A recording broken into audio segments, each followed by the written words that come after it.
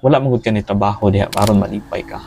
Ni trabaho ka aron makakwarta ka. What if ni-resign lang siya daw kay dili siya ganahan sa iyang trabaho?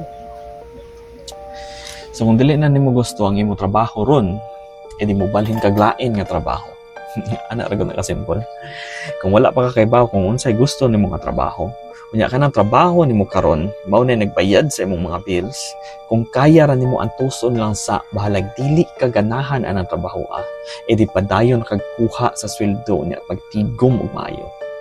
Unya kung tan-aw nimo sakto na imong tinigom nga wala na ka nang ginahanglan og kwarta gikan sa imong trabaho, edi diha na ka mo resign unya maghimo kag bisag unsa nga gusto nimo para sa imong kaugalingon.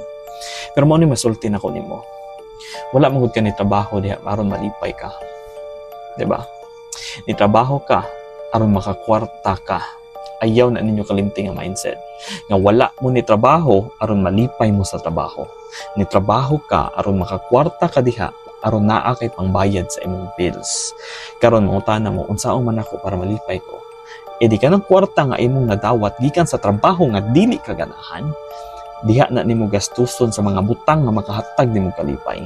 Pareho ang sakyanan, pareho ang balay, tigomon ba nimo, which is I really prefer, or pangarap nimo nga travel sa tibuok nimong pamilya, etc., etc., etc., etc. Ingana ra gud. Mao ra masulti na ko ana.